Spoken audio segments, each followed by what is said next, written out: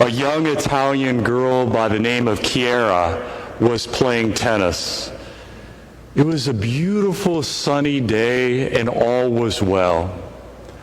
Then she felt a sharp pain in her shoulder and she stopped playing, thinking nothing of it.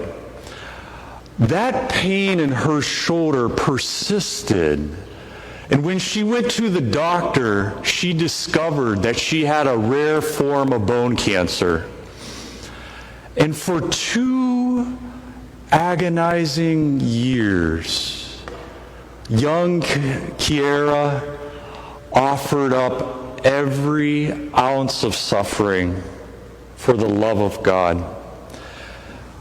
She would take gobs of her hair that would fall out and hold it up and say, "For you, Jesus. If you want it, I want it." She loved when she was sorely afflicted. The prophet Elijah, who we heard from in our first reading, loved when he was sorely afflicted. The setting that we heard, he's in a cave. His life is in mortal danger. The wicked Queen Jezebel and her husband Ahab were pursuing his life. They were mad as hornets because 450 of their false prophets were slain. And on top of that, Elijah knew he was the only true prophet remaining in Israel. And he sought shelter in this cave, seeking the voice of God to say, "This is the way, walk ye in it." There was a strong rushing wind, but God was not in the wind. There was an earthquake, but God was not in the earthquake. Then there was a fire, and God was not in the fire. And then he heard the still, soft voice of the Lord.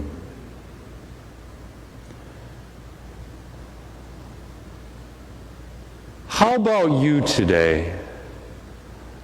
Are you sorely afflicted? Are you loving in the midst of affliction?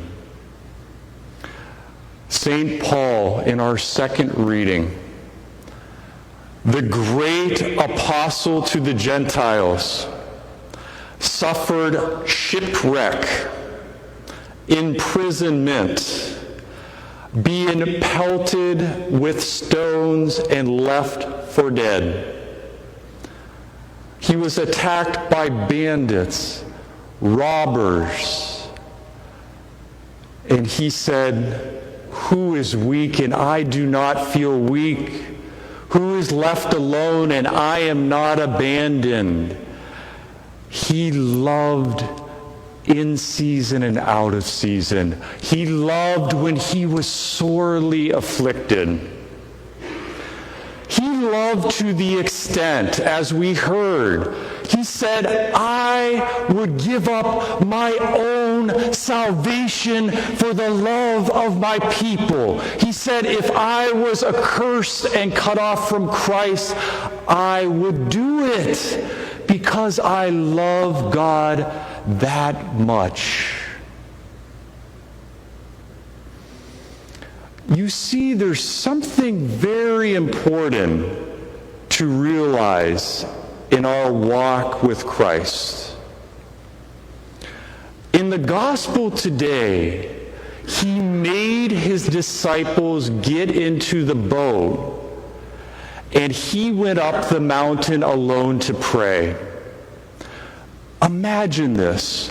Jesus is on top of this mountain, and he's looking down at these disciples who are painfully rowing and rowing and rowing in the midst of a storm.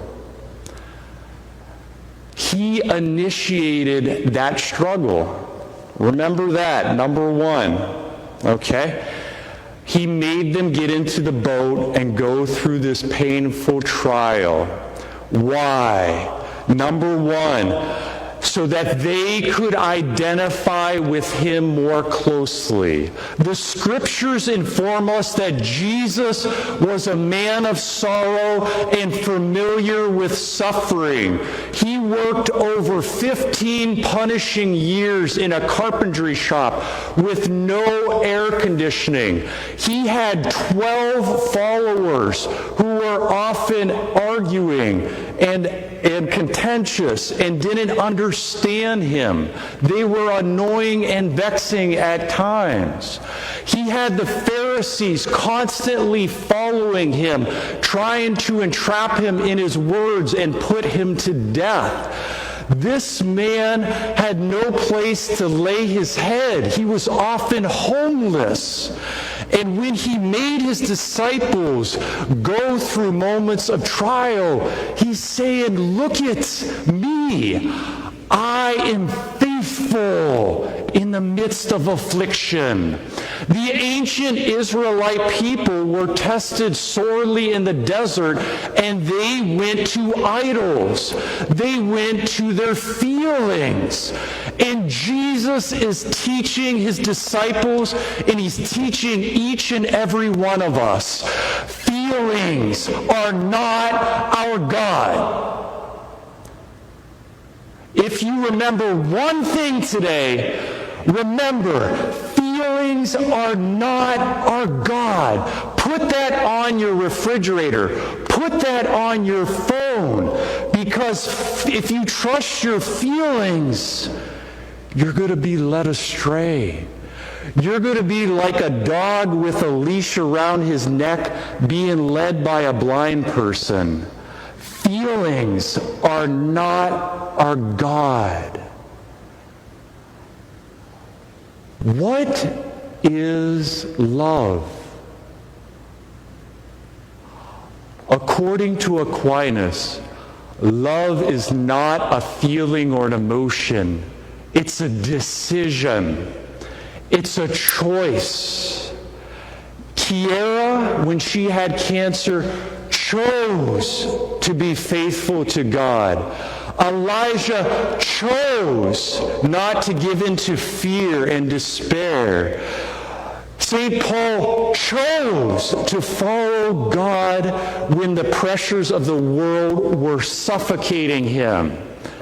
Everything and everything is about a decision to love God. And Jesus, listen, is not asking you to do something he did not do himself. Even to the limits of pain and torture. With over 5,000 cut marks on his body, with the blood dripping from all these gaping wounds from his head, his hands, his feet. From head to toe he was lacerated. He could hardly breathe. And he said, Father, you are good and your love endures forever. Into your hands I commend my spirit. The great freedom of the Christian life is loving when we are sorely afflicted. And remember what Jesus did in today's gospel. He came walking on the water. The waves represent our problems, our struggles, our afflictions. And he comes with authority, saying, take courage. It is I. Do not be afraid. And all that died down. Sometimes on earth, our problems dissipate, and there's great calm. But make no mistake about it, He is the resurrection and the life. Death, torture, the worst of sin was heaped upon him, and like a sponge he absorbed it all as more than a conqueror. And he rose again on the third day. There is reward, there is resurrection, there is eternal life. And make no mistake about it, your problems, my problems, are nothing compared to the glory that will be revealed.